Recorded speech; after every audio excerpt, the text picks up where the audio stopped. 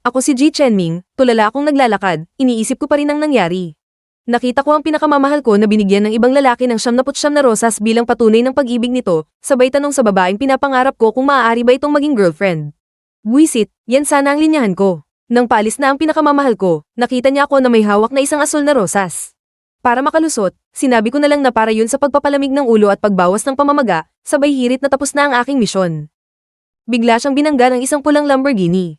Boom! Lumipad ang lodi niyo at humandusay sa gitna ng kalsada, lumabas ang driver na nakasuot ng mamahaling suit. Akala niya ay napatay niya ang lalaki kaya naman natataranta niyang tiningnan ang pulso nito. Patay na yata, ang bulong niya sa takot, binalika ng mayaman na lalaki ang kanyang magandang kasintahan sa loob ng kotse. Agad niyang binyanta nito na huwag magsusumbong sa mga pulis. At dahil walang gustong makulong, mabilis nilang pinasibad ang kotse at iniwan ang bangkay sa kalsada. Matapos nito, napansin ng bida na buo pa ang kanyang ulo, hindi lumabas ang mga bituka, at nandito pa rin ang kanyang mga binti. Nagtaka siya kung bakit wala siyang sugat gayong nabangga siya ng kotse. Naguluhan siya kung nasaan siya at kung bakit may salamin sa loob ng kanyang ulo, kaya tinawag niya ang isang system bilang standard na kagamitan ng isang bida. Nang buksan niya ang manual, nainis siya dahil touchscreen pala ito at naramdaman niyang parang walang kwenta ang kakayahang ito. Ngunit napagtanto niya na ito pala ay isang reproduction ability na isang god-tier skill. Nalito lang siya kung ano ang ibig sabihin ng leaf pattern at kung ito ba ang pattern sa kanyang dibdib at kung saan ito hahanapin. Doon niya naisip na ibig sabihin pala ay maaari siyang lumakas sa pamamagitan ng pananakot at pagpapasunod sa mga tao. Samantala, habang sa presidential suite ng Hyatt Hotel, may kumatok na waiter para maghatid ng libreng midnight snack. Nang tanungin kung ano ang mga putahe, sinabi niya na mayroon silang steamed lamb, steamed bear paw, steamed deer tail, at roasted duck, kaya binweltahan siya kung nagpapatawa ba siya o nagre-recite ng comedy routine. Kumuha ng baril at pinaputukan niya ito doon na lumabas ang totoong pagkatao ng waiter na tinawag na Master Dreamer. Binanggit niya na ang danger level. Bilang si Yewen, ay A-class at pang 37 sa sequence, na itinuturing niyang isang kahanga-hanga at interesanteng kakayahan. Tinanong siya naman ng taga-Gochen na ito kung mentor ba siya, dahil pati siya ay nakuha pa nilang I-rank. Nang tanungin siya ng Peking waiter kung paano ko nahulaan na hindi siya totoong staff, inakala niya noong una na dahil ito sa pagsasaulo ng mga mukha sa front desk scheduling area. Ngunit sinagot siya na sa isang high-end hotel na tulad nito. Imposibleng magkaroon ng ganoong katabang waiter. Halatang halata naman, kaya sinabihan siyang tapos na siya. Kinaumagahan habang nanonood kami ng balita, iniulat na may naganap na malaking pagsabog sa itaas na palapag ng Kaiyu Building, at sa paunang pagsusuri ay sanhiro ito ng electrical overload. Bigla namang nagkwento ang isa kong kaibigan na may kakilala raw siyang natulog sa ibabang palapag noong oras na iyon.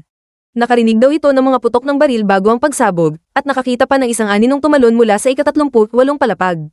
Dahil doon, tinanong ako ng mga kaibigan ko kung saan ako nagpunta kagabi dahil nag-alala raw sila sa akin. Sumagot na lang ako na naglaro lang ako sa internet cafe magdamag para hindi sila maghinala. Sinabi naman ng kaibigan ko na aalis na ang bus niya mamayang 2:00 ng hapon, habang si Lipang naman ay uuwi na rin ngayong hapon. Nang tanungin nila ako kung kailan naman ako uuwi, sumagot ako na hindi ko pa naiempake ang mga gamit ko at kailangan ko pang magtagal doon. Dahil ang totoo, isa akong ampon at wala naman akong ibang bahay na uuwin kundi ang lugar na iyon na siyang tanging tahanan ko.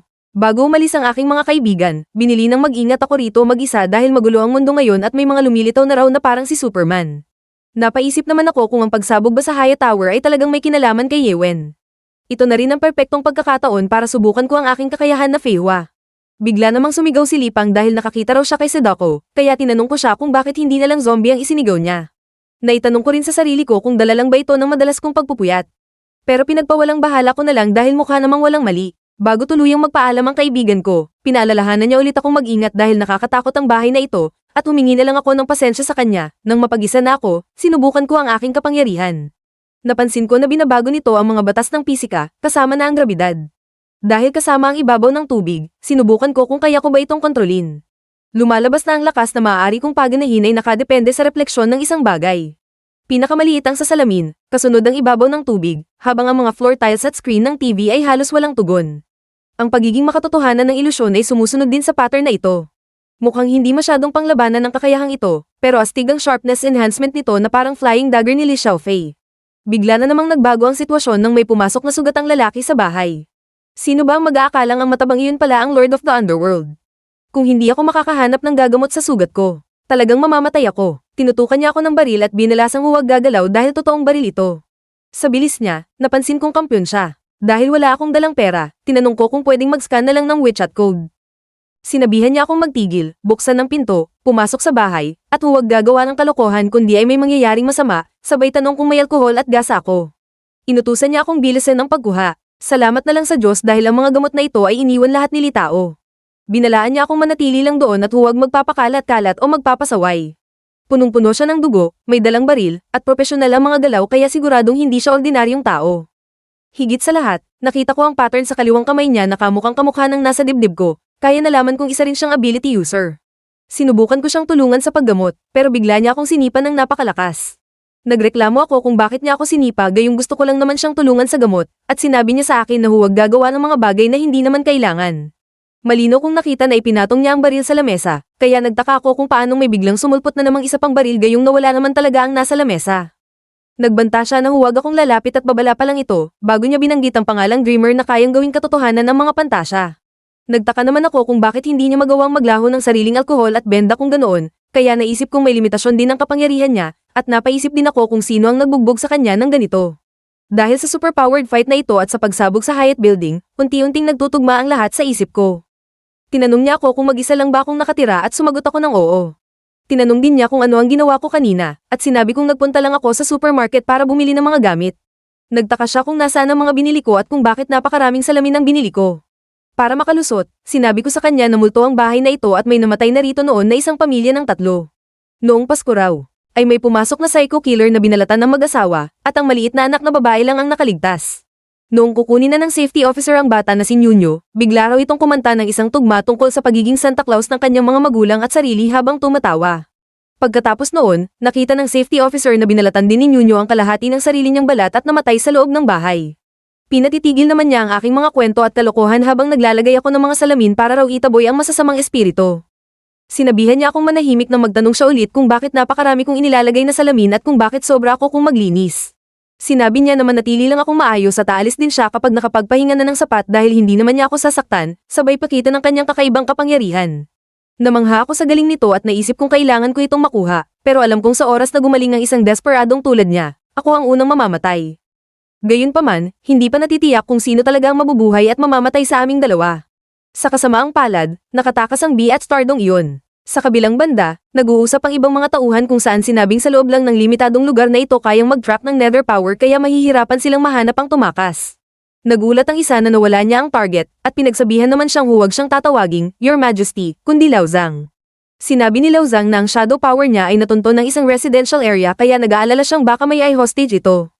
Dahil hindi nila kasama ang Sky Eye, binalaan siyang mag-ingat at maghintay ng 26 na oras bago kumilos, pero sinabi nitong hindi na sila makakapaghintay ng ganoon katagal. Matapos ang misyon na ito, inutos na dumiretso agad sila sa Shenjiang dahil malapit nang lumabas ang bagay na iyon at naroon na rin ang mga kampan mula sa Xiangye. Binanggit din na noong huling beses na nakarating sa kanya ang Sky Eye, may natukoy na bagong fluctuation na malamang ay isang bagong leaf mark mula sa isang bata, kaya inutusan siyang suriin ito at kung mabuti ang karakter ay dalhin sa kanilang akademya. Nagulat pa sila na ang maliit na lugar na ito ay nakagawa ng 2 ability users ng sabay. Samantala, nakikipag-usap sa telepono ang sugatang lalaki habang nakabukas ang mga ilaw at sinabing walang Netherlord na lumitaw. Kinumpirma niyang sugatan siya at nakahanap ng lugar para magpagaling. Nang malaman niyang lalabas na ang bagay sa Shenjiang, sinabi niyang aalis siya sa lalong madaling panahon. Dahil nasa katabing lungsod lang ng Shenjiang ang Netherlord at hayagang tumatawag ang lalaki, naisip kong plano nitong patayin ang lahat kaya hindi na ako pwedeng mag-aksaya ng panahon. Bigla siyang lumingon at nagtanong kung sinong nandoon, at doon niya nalaman na nagsasabi pala ako ng totoo nang mahanap niya ako. Naisip ko na kapag pumutok ang baril, tatakbo rito ang matabang lalaking iyon kaya hindi ako pwedeng manatili rito. Totoo ang mga multo. Ginamit ko ang aking kapangyarihan para baguhin ang transparency ng lahat ng bintana upang maging ganap ang kadiliman. Ginamit niya ang kanyang ghost shadow para i-distract ako, at gumawa ng kadiliman ng maging abala ko upang itago ang ingay ng kanyang mga galaw at armas sa tulong ng musika.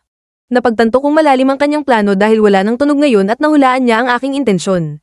May nabasag na salamin at tulad ng inaasahan, ang kapangyarihan ko ay may kinalaman sa mga salamin. Nagulat siya nang makitang may submachine gun din ako at sinabing pandaraya ito, pero para sa akin, hindi ito pandaraya kundi isang kakaibang lakas. Nasigaw siya sa sakit nang mabulag ko ang kanyang mga mata gamit ang matinding liwanag mula sa mga salamin, kaya sa galit niya ay nagpasya siyang magpasabog upang magkasama na kaming mamatay. Matapos ang pagsabog, bago pa man ito mangyari ay tinaasan ko na ang hardness ng aking salamin sabay talon mula sa balkonahe. Kahit ganoon, naramdaman kong parang naduraj ang aking mga organo at kung naging mabagal ako ng kahit isang hakbang ay nawalan na sana ako ng buhay. Nakita ko ang kanang kamay ng kanyang bangkay at ang system panel ko ay nagdetect ng contact sa kanya kaya sinimulan ko ang replication. Gayunpaman, kailangan ko pang magtagal ng 2 minuto. Biglang may dumating na namang isang ability user na may dalang kakaibang aura, ang Underworld Lord. Huli na raw siya ng isang hakbang. Tinanong niya ako kung bakit ko hawak ang putol na kamay, at nagpanggap akong natatakot at kailangan ko lang ng mahahawakan para sa aking security. Tinawag niya akong bagong may-ari ng Leaf Blade at nagtaka kung paano ang isang mahinang tulad ko ay napatumba si Fantasia. Nagpanggap naman akong walang alam at sinabing ordinaryong mamamayan lang ako, kaya pinababa niya sa akin ang putol na kamay pati na rin ang salamin sa kabilang kamay ko. Sa wakas, natapos din ang 2 minuto. Sinabi niya sa aking huwag mag-alala dahil hindi siya masamang tao at kailangan naming lumipat ng lugar. Nang sabihin niyang lilipat kami ng lugar, dinala niya pala ako sa isang pampublikong paliguan kung saan sinabi kong ito ang pinaka-mari-refresh na bahagi. Sinita niya ako dahil napakarumi ko raw kanina at mabaho ang katawan ko sa alikabok at dugo kaya hindi niya ito natiis, pero binweltahan ko siya kung bakit niya iniinom ang tubig sa paliguan ko. Kinumpirma kong siya nga ang Underworld Lord. Sinabi niyang alam niyang marami akong tanong kaya maaari ko itong itanong, sabay opisyal na abiso sa akin na tanggap na ako sa Gochen Academy. Nagtaka ako kung anong akademya ang sinasabi niya gayong hindi pa nga lumalabas ang mga resulta ng aking college entrance exam. Inisa-isa niya ang aking background, 18 taong gulang, lumaki sa bahay ampon, katamtamang marka, at walang kriminal na record, kaya sinabi kong nahukay niya pala ang buong pagkatao ko. Sinabihan niya akong huwag na mag-isip ng marami at pumayag na lang dahil darating ang sulat ng pagtanggap sa mga susunod na araw. Nang tanungin ko kung anong mangyayari kung tumanggi ako, sinabi niya na magtiwala ako sa kanya dahil hindi ko raw gustong malaman ang sagot. Itinanong niya kung ano ang kakayahan ko, at nang ipakita ko ito ay namangha siya sa galing nito. Akala ko pa naman ay sisubog siya sa tuwa, pero sinabi niyang syempre hindi. At ipinaliwanag ko na ang kakayahan ko ay kontrolin ng mga pisikal na batas sa ibabaw ng salamin kasama ang trajectory nito, pati na rin ang kakayahang mag-replicate. Sinabihan niya akong sa ilalim ng anumang sitwasyon ay huwag sasabihin ang time to go, pero bigla niyang sinabing oras na para umalis dahil nagmamadali sila patungong Shenjiang. Sa Shenjiang, napansin ng mga gwardiya na mapagbigay ang mga mayayamang boss at nagtaka kung ano ang kailangang bantayan sa liblib na lugar na ito. Sinabihan silang gawin na lang ang trabaho at bantayan ang gate. Nang mapansin ng isang gwardiya ang pagdating ko, inutusan sila uli na tingnan nito baka gusto lang makakita ng bahay ng mayaman, pero nagreklamo ang isa na sa gitna ng kawalan ay walang pupunta rito para lang tumingin ng bahay. Tinanong nila ako kung anong ginagawa ko at sinabi kong kailangan kong pumasok. Binalaan ako ng gwardiya na pribadong ari-arian nito at kung hindi ako aalis ay bubugbugin nila ako, pero sinabi kong maingay sila. Biglang may nagpanik sa loob at sinabing hindi niya kaya, habang ang isang lalaki naman ay nagreklamo na huwag daw itong maging panira ng laro bago ito sumigaw sa sakit. Nagagalit ang lalaki kung sinong napakatapang na gumawa nito at tinatawag ang kanyang mga gwardiya, pero sinabi kong huwag na mag-abala dahil hindi sila makakarating ngayon. Tinanong niya kung kilala ko ba siya at kung sino ang kanyang tito, pero nagtanong ako kung natatandaan ba niya si Lufang. Nang sabihin niyang hindi niya ito kilala, tinanong ko ang kanyang pangalan at sumagot siyang si Yang Yang. Sinabihan ko siyang nagsisinungaling siya, pero pinanindigan niyang siya si Yang Yang at pwedeng tingnan ang kanyang ID. Nang itanong ko kung ano niya si Yang Lengfeng at sumagot siyang tito niya ito, humingi ako ng paumanhin dahil maling tao pala ang nahanap ko. Nagalit siya kung pinaglalaruan ko ba siya, pero sa huli ay sinabi kong kahit hindi siya ang taong iyon ay nararapat pa rin siyang mamatay dahil ang lahat sa pamilya Yang ay nararapat mamatay. Ngunit dahil nangako ako sa isang tao na hindi na ako papatay ng mga walang kasalanan, sa wakas ay umalis na rin ako. Nalaman ko kay Zhang Fan na nagbakasyon pala si Yang Lengfeng sa Shenjiang. Agad kong binweltahan ng bulok na Gochen, walang kwenta at hindi maaasahan ang intel nila. Habang nasa loob kami ng tren, narinig namin ang anunsyo, ang tren ay palis na patungong Shenjiang Station. Napag-isip-isip ko na kahit mahigpit ang mga kondisyon sa paggamit nito, ang manifested demon right arm ni Renyi ay patunay na kapag sapat na ang antas o level mo, kaya mo nang maglabas ng mga bagay mula mismo sa iyong imahinasyon. Sobrang astig, kung ang itim ay kumakatawan sa takot, ang pula naman ay sa galit, isang crimson soul aura na inilalabas bago mamatay ang isang nilalang. Sa kasamaang palad, sa lahat ng pinagdaanan ko, unahang bahagi o 1/5 pa lang ang nakuha ko. Napakahirap talagang mag-level up. Nang malapit na kami sa destinasyon, sinabi sa akin ni Zhang Fan na dumating na ang admission letter ko sa Shenjiang at kailangan ko itong kunin ng mag-isa. May malakas akong kutob na may malaking mangyayari sa biyaheng ito. Tinanong ko siya kung ano ba talaga ang ginagawa ng paaralan nila. Hindi yung paaralan, kundi ating paaralan, pagtutuwid niya. Ipinaliwanag niya na ang layunin ng Gochen Academy ay magprotekta. Hindi para puksain ng mga masasamang ability users, kundi para labanan ng invasion mula sa isang grupo ng mga kakaibang bagay.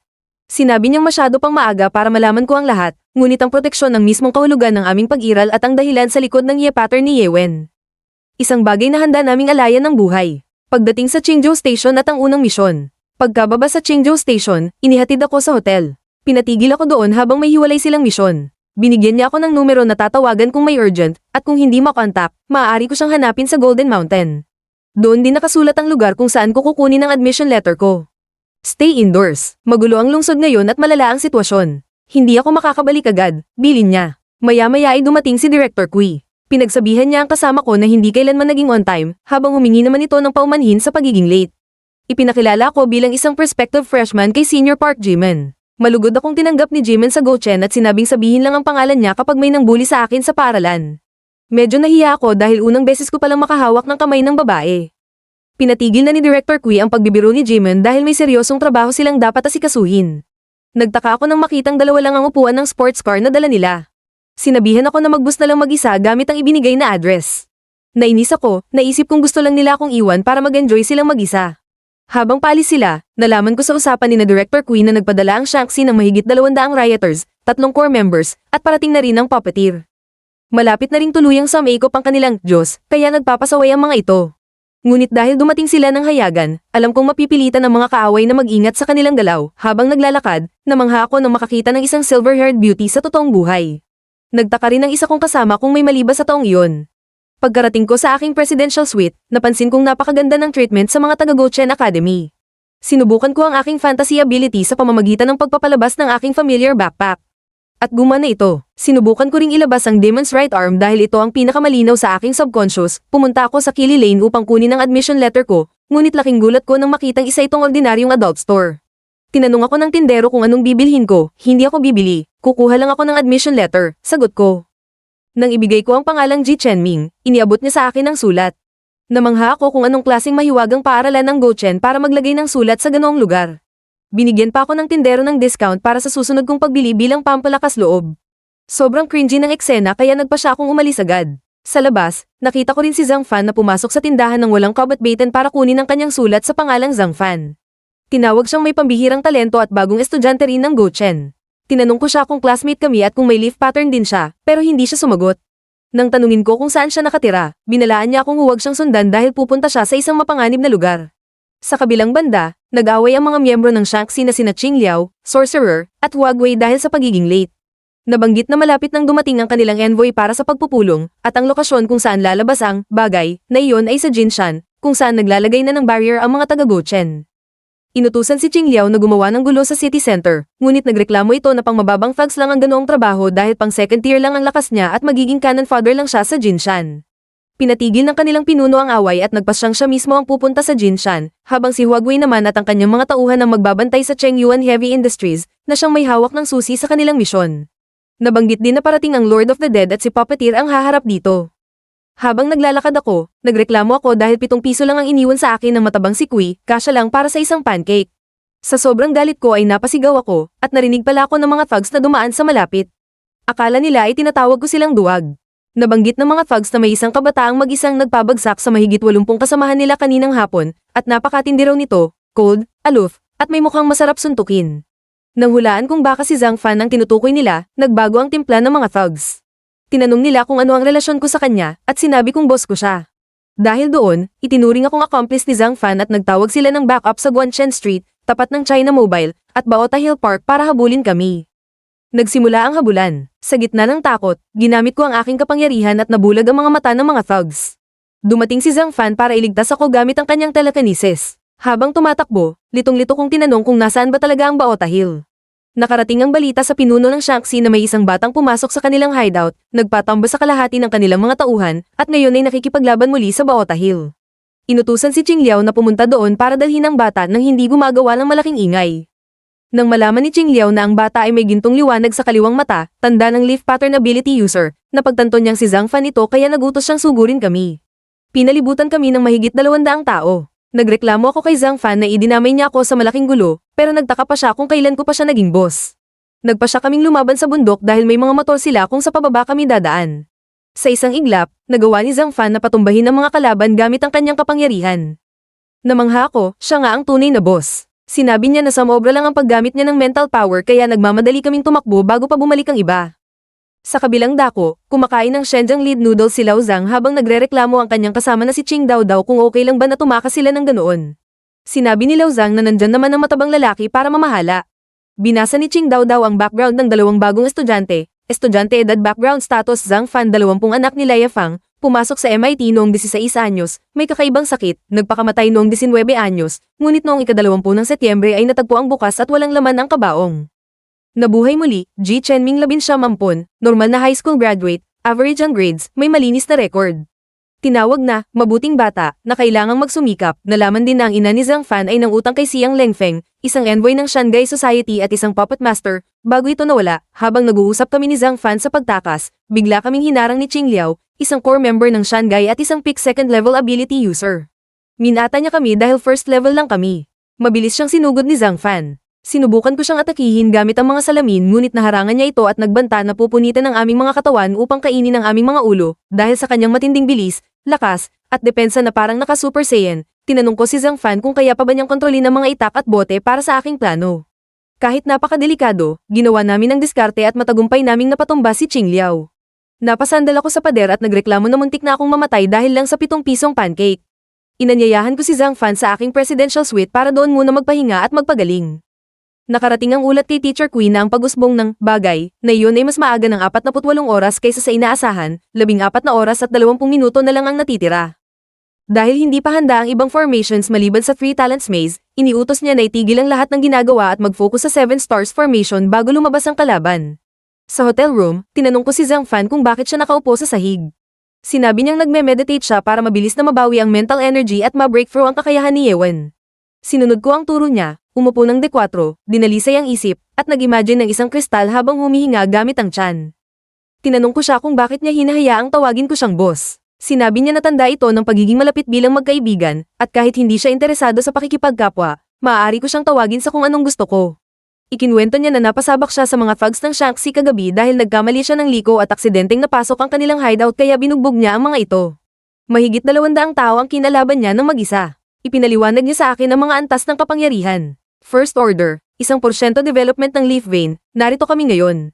Second order, 5% development. Third order, 15% development. Fourth order, 30% development. Fifth order, imperial level, 60% development. May mas mababa sa 10 tao lang nito sa buong mundo. Kalahati ng mga imperial level ay nasa Daksha na pinoprotektahan ng Flame Emperor, Ice Emperor, Wind Ancestor, at Thunder God.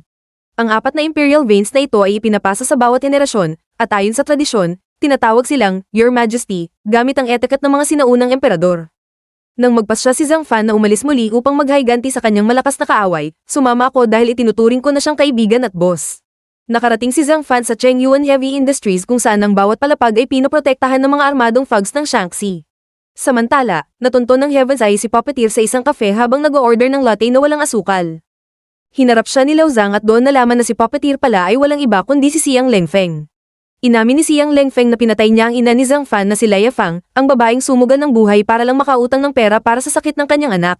Sa matinding galit ni Zhang Fan, nag-breakthrough siya sa level 2, ngunit inilabas ni Xiang Lengfeng ang kanyang number 6 puppet na si One-Eyed Vajra na may matinding depensa. Ginamit niya ang kanyang kapangyarihan para kontrolin ang katawan at mga ekspresyon ni Zhang Fan upang pahirapan ito. Sumugod ako para iligtas si Zhang Fan sa pamamagitan ng isang sneak attack. Habang ginagawa ko yun, nagtaka ako kung anong klaseng kakayahan ng direktang kumokontrol sa katawan ng tao at kung bakit biglang napakalamig sa paligid. Biglang dumating ang special envoy ng Shanxi at pinatigil si Huagui sa pakikialam dahil mahahalagang test subjects kami na dadalhin sa HQ para sa pananaliksik. Ipinagutos niya na ikulong kami sa ika-50 palapag sa ilalim ng mahigpit na pagbabantay. Sa labas ng gusali, nagpanik ang mga sibilyan dahil sa biglaang lockdown ng militar sa scenic area, sa kampo ng Gochen. Kinumpirma ni Yunyi kay Teacher Queen na simple fracture lang ang nakuha niyang sugat matapos makatabla sa sorcerer. Dahil kritikal ang sitwasyon, hiningi ni Teacher ang kapangyarihan ni Yunyi upang gumawa ng makapal na mist of fog na babalat sa buong Golden Mountain, may lawak na 10 kilometro, upang magsilbing harang para hindi makita mula sa labas ang nagaganap sa loob. Nagpa siya naman ng Valkyrie ng Gochen na hantijin ng sorcerer. Habang papasok ang sorcerer sa Sankai Mizong Array, nagsummon ito ng isang dambuhalang Cerberus gamit ang dugo ng 6 na putisang nilalang upang magdala ng sakuna. Sumugod ang Valkyrie upang harapin ito at, sa gulat ng lahat, nagawa niyang talunin ang Cerberus sa isang purong palakasan ng bisig. Ginamit ng sorcerer ang Earth Escape Technique. Ngunit pinatigil siya ng puppet ni Xiang Lengfeng na nakapasok sa formation sa pamamagitan ng pagkontrol sa ibang peak ng bundok. Ginamit ni Puppeteer ang kahinaan ng mga taga-Gochen, ang kanilang kabaitan, upang paglaruan ang Valkyrie. Ngunit nagsama ng Valkyrie ng War God's Possession at nakipag-fusion sa kanyang soul upang makuha ang lakas ng martial soul ni Zhao Yun ng Changshan. Sa bilis ng kanyang 3 saksak, 3 thrusts, napatay niya ang trump card ng kaaway. Napilitang tumakas ang sorcerer. Dahil may 2 siyang puso, hindi siya agad namatay sa nakatatakot na ataking iyon. Sinabi naman ni Puppeteer na ang kanyang subordinate ay isang decoy lamang upang maaga ang atensyon ng Gochen, Dahil ang kanyang totoong layunin ay matagumpay na niyang naisakatuparan, sa loob ng aming kulungan, nagreklamo ako na binubuli kami habang naka-forbidden spirit lock, isang espesyal na kandado na nagpapaselyo sa mental flow ng kakayahan ni Ye Wen kaya hindi namin ito magamit. Ipinaliwanag ko kay Zhang Fan na ang Sky Eye, isang espesyal na satellite ng Gochen na nagmomonitor sa fluctuations ng mga ability users, ang makakahanap sa amin. Subalit dahil umiikot ito sa Blue Star tuwing 72 oras, dadaan pa ito sa Shenjiang pagkatapos ng 20 oras. Nag-alala si Zhang Fan na baka na-dissect na kami bago pa sila dumating. Ipinaliwanag ko rin sa kanya na ang Agency Zero, ang pambansang superpower counter-terrorism organization, ang may tungkuling puksain ng Shanxi, dahil hindi kayang makita ng Sky Eye ang mga lugar na lampas 5 metro sa ilalim ng lupa. Dahil sa aking system, nalaman kong walang kwenta ang Divine Seal laban sa aking flying petals. Ang problema, walang salamin sa loob ng silid upang magamit ko ang aking kapangyarihan. Napansin kong ang labas ng buong gusali ay gawa sa reflective glass, kaya kailangan naming makalabas ng kwarto. Gumawa ako ng eksena, nagpanggap akong sisubog at napakainit ng hawak kong metal block upang utusan ang gwardiya na buksan ito. Nang magalinlangan sila dahil kailangan pa raw magpaalam sa nakatataas, pinilit ko silang buksan ito agad dahil mahalaga kaming test subjects. Nagpasya kaming kumilos ng mabilis. Ginamit ko ang walkie-talkie ng napatumbang gwardiya upang mag-report ng peking balita. Ang 2 bata sa floor 50 ay nakatakas. Patungo sila sa North Stairwell. Lahat ng gwardiya sa floor 50. Mag-reinforce agad. Nang mapansin nilang may kakaiba sa boses at nakitang napatumba sina number 8 at 9, nagtaas sila ng full alert sa buong palapag at nagsimula ng malawakang paghahanap. Sa gitna ng kaguluhan, lumingon sa akin si Zhang Fan at nagtanong kung ano ang susunod nating gagawin. Bahala na, didiskartehan natin to habang tumatakbo, sagot ko habang patuloy kami sa mabilis na pagtakas. Nagmadaling pumasok ang isang squad sa isang gusali matapos makarinig ng mga putok ng baril. Nagtaka si Sarge dahil misteryosong walang tao sa paligid. Hinala ng kanyang kasama, baka lumipat lang ng palapag ang mga kalaban, kaya agad nilang binalaan ng team sa 49th floor na magabang dahil siguradong patay ang sino mga aakyat sa kanila. Pero ang hindi nila alam, nasa harap lang pala nila ang kanilang target. Gamit ang abilidad na kontrolin ng physics ng mga bagay na may refleksyon, bahagyang sinipsip ng isang ability user ang liwanag sa salamin kaya naging invisible sila ng boss niya. Habang naghihintay ng backup, biglang may lumitaw sa salamin ng building, Gochen, tulong. Akala ng boss ay patalastas lang ito ng bagong produkto, pero nakuha nito ang interes ng isang misteryosong reyna. Agad nitong inutusan ng kanyang tauhan na si Ching Dao Dao na saklalahan ng 2 batang nasa panganib. Habang papunta sa lokasyon, nagtaka si Dao Dao kung bakit may mga talulot ng bulaklak sa ika-50 palapag. Dito na na-realize ng kalaban na nabisto na ang kanyang ilusyon na hinarang lang pala ng ordinaryong salamin. Dahil sagad na sa pilit ang kanyang enerhiya, binalaan niya ang kanyang boss na hindi na niya kayang ituloy ang invisibility, lumitaw sa harap nila ang isang babaeng third-class ability user na katulad lang pala ng antas ng lakas ni Renyi. Dahil kontrolado sila ng babae, sinubukan ng biktima na makipag-ayos at dinaan sa biro ang sitwasyon. Pero walang biro-biro sa babaeng ito, hinamon niya ang bata sa isang laro ng bato-bato piko, kung saan ang premyo ay kung kaya ba niya itong patayin sa isang suntok. Sa kabutihang palad, bago pa man may mangyaring masama, biglang dumating ang mahiwagang babae na nakatira sa katabing kwarto ng biktima. Akala nila ay taga-Gochen ito, pero kahit hindi, naroon siya para iligtas sila. Sa isang tingin lang ng bagong dating, agad na napasurrender ang third-class ability user. Para tapusin ang laban, inutusan niya ang kanyang apprentice na si Kixu na siyang mag-asikaso sa natitirang kalaban para na rin magsilbing practice nito. Ginamit ni Kixu ang kanyang frost creation at dito na-realize ng kalaban na ang kaharap pala nila ay ang tanyag na si Panginoong Flower Demon.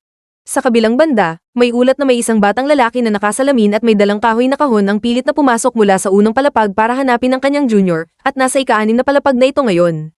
Nang malaman ng kalaban na dumarating na ang mga tao mula sa Gochen, nawalan na ito ng ganang lumaban dahil alam niyang wala silang laban, habang nagmamadaling tumakas ang lahat, biglang nagkaroon ng nyebe sa gitna ng taginit. Akala ng ilan ay sira lang ang aircon, pero ang totoo, dumating na si Qingya, ang sekretarya ng Gochen, kasama ang Ice Empress, isa sa 4 na Empress ng Daxia. Binalaan ng Ice Empress ang lahat na kailangan na niyang umalis agad patungong Jinshan dahil papunta na rin doon ang Flame Empress bago pa lumabas ang bagay na iyon. Biglang niyan, niyanig ng isang malakas na lindol ang buong lugar.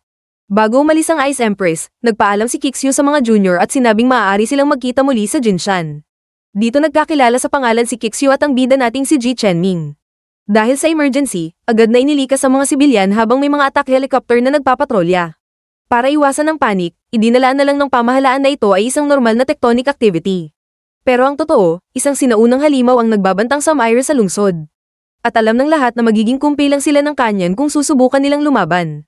Para protektahan ang mga tao, ginamit ni Xuanxuan ang kanyang abilidad na Cloudfall para gumawa ng malaking hamog na maghihiwalay sa Jinshan mula sa labas. At doon na nga lumitaw ang dambuhalang halimaw na si Zuyan. Papunta na sa sentro ng lungsod ang halimaw, kaya agad na isinaktibo ng Gochen Team ang 7-star exorcism array. Pero sa isang pinalong lang ni Zuyan, nabasag agad ang array. Dahil dito, ipinasok ng Nether Lady ang halimaw sa kanyang Nether Realm, isang S13 danger level area, kung saan kontrolado niya ang lahat.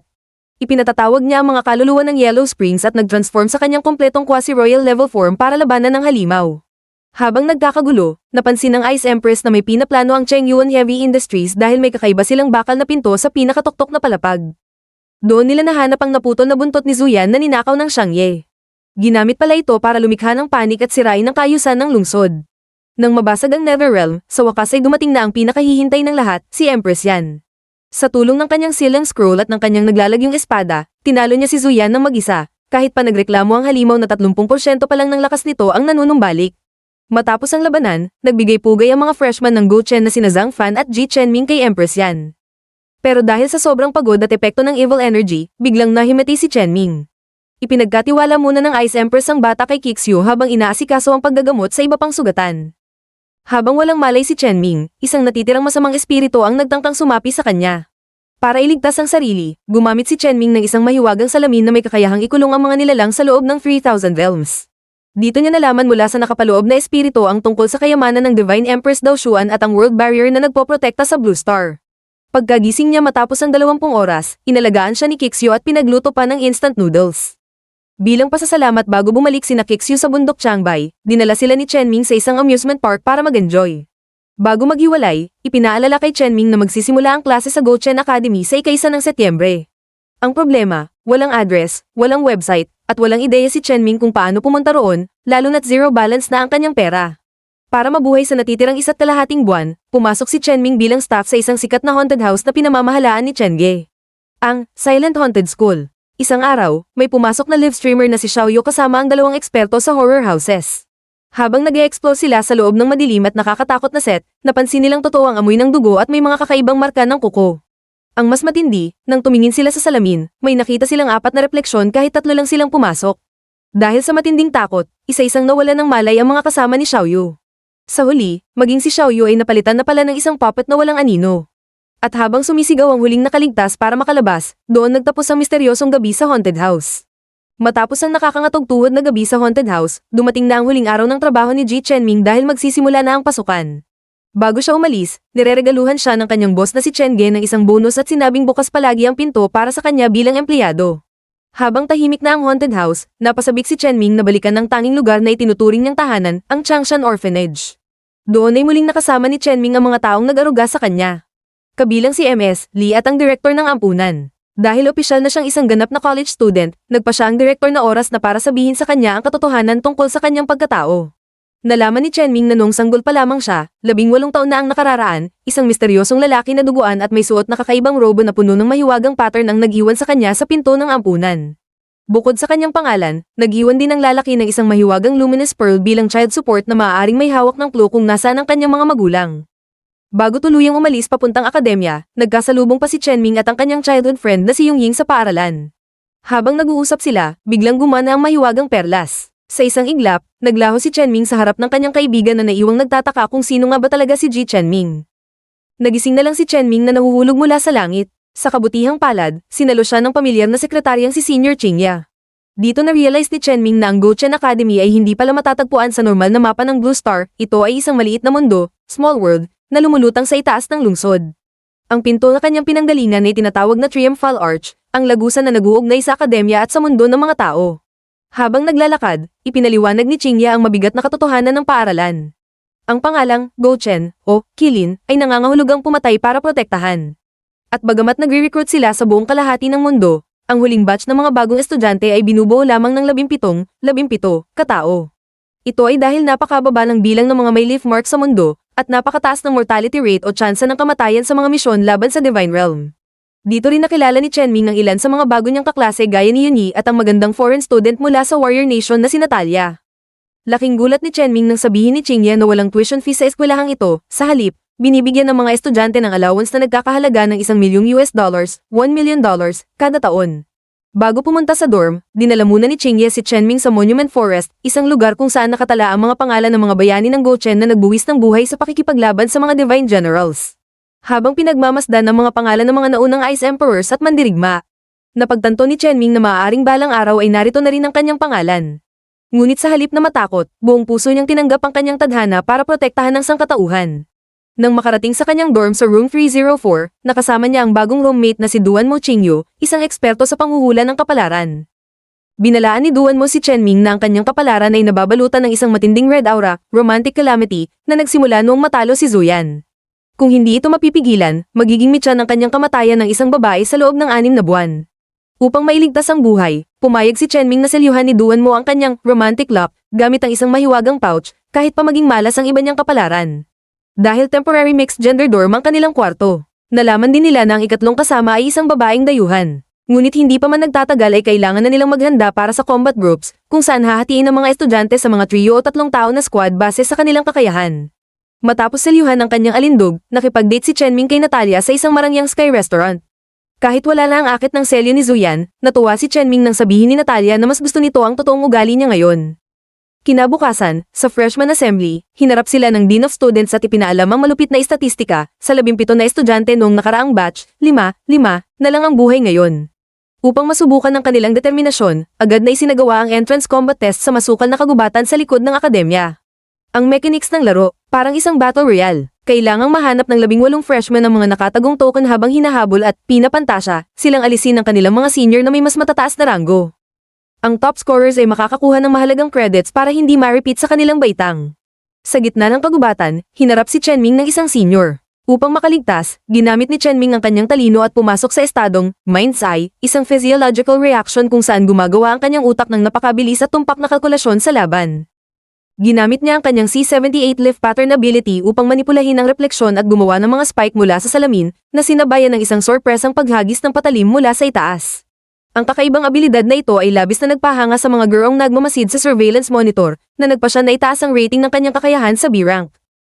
Biglang nagpakawala si senior ng matinding kapangyarihan na nagpabagsak sa bida, pero nagulat ito nang makatayo si Chenming. Habang nagkakagulo, biglang sumulpot ang isang misteryosong freshman na si Han Yuan, isang bihasang swordsman na gumagamit ng estilong Iaido, draw-cut na sword capture. Sa isang mabilis na hiwa, nailigtas niya si Chenming at ang isa pang kaklase mula sa kamay ng senior. Dahil sa selyo ng kamalasan ni Duan Mo, nalaman ni Chenming na 2 token pa lang ang nahanap niya habang si Hanyu naman ay may 8 na. Sa kabilang bahagi ng gubat, nakasagupan naman nila ang isang wild na freshman na si Woody, na kahit bagbog na ay ayaw pa ring sumuko. Ngunit sa hindi inaasahang pagkakataon, isang pambihirang taktika ang ipinamalas ng isa pang freshman na si Wang Roya. Ginamit niya ang kanyang abilidad na magbaba ng presensya at gumawa ng ilusyon upang sorpresang maitama ang isang fatal blow sa leeg ng humahabol na si Senior Yunye. Dahil sa pagkatalo ng kanyang kasama, napilitan ng isa pang malakas na senior na seryosohin ang laban. Bilang isang third-rank ability user, ang lakas nito ay hindi kayang tapatan ng ordinaryong bilang ng mga freshmen. Gamit ang kapangyarihang kontrolin ng panahon, Windrise, nagpakawala ito ng isang dambuhalang buhawi na nagbabalang tumapos sa laban ng mga bago. Sa huling 8 minuto at 56 na segundo ng pagsusulit, nagkaisa sina Chenming, Hanyu, Woody, at Wang Roya.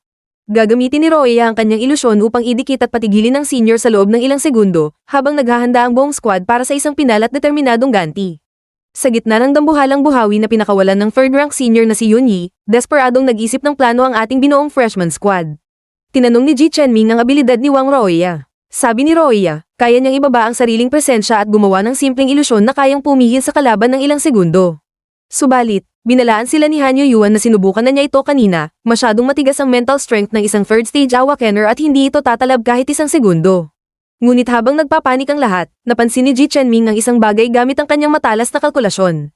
Sandali, may ideya ko, sigaw niya. Sa kabilang banda, habang pinapanood ng mga gurong nagmamasid ang naglalakihang hangin at kidlat, nagrereklamo na sila na masyadong flashy at overboard ang ginagawa ni Yunyi para sa isang simpleng entrance test lamang.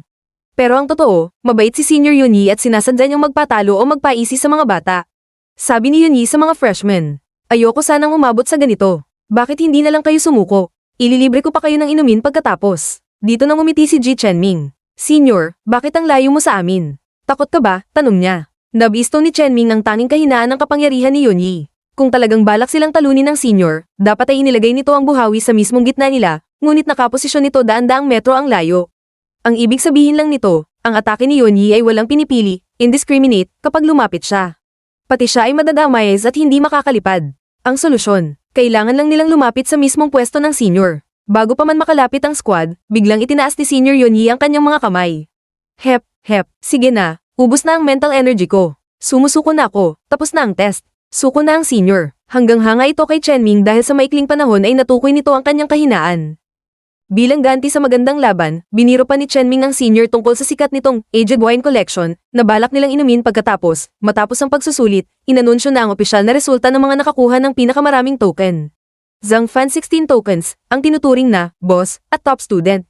Yasheng Yuan, Hanyu Yuan, 15 tokens. Sahanak 12 tokens, Natalia 10 tokens, Duan Mo Qingyu 9 tokens, Woody 8 tokens, Ji Chenming 7 tokens, Wang Ruoya 5 tokens. Kasunod nito, pinapili ang mga estudyante ng tatlong magkakaibang kulay ng kawayan, bamboo sticks, na magpapasya ng kanilang magiging papel sa labanan.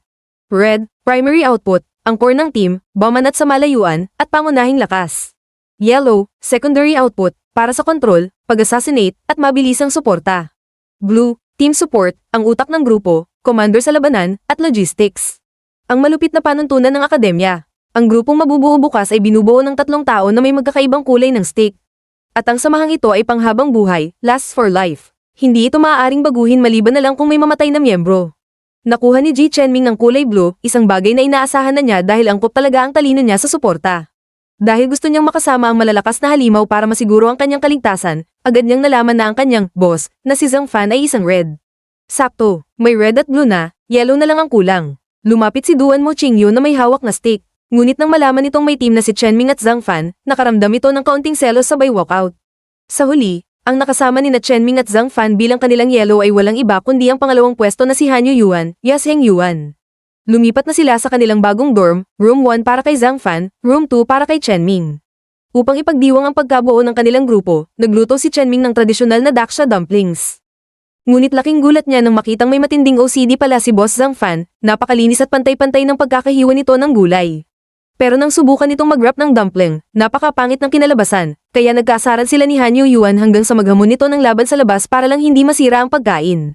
Naisip na lang ni Chenming, mukhang mahirap din pala kapag masyadong maraming malalakas na halimaw sa isang team. Sa sumunod na klase ng Divine History, ipinaliwanag ng guro ang pinagmulan ng mahiwagang leaf marks. 1,008 taon na ang nakararaan, napakabihira nito. Ngunit nang magbukas ang portal ng God Realm at mabasak ang Blue Star, biglang dumami ang mga may leaf mark na parang mga kabute. Inihalin tulad ito ni Ji Chenming sa isang biological protection mechanism na kapag pinasok ng virus ang katawan, gumagawa ito ng maraming white blood cells para lumaban.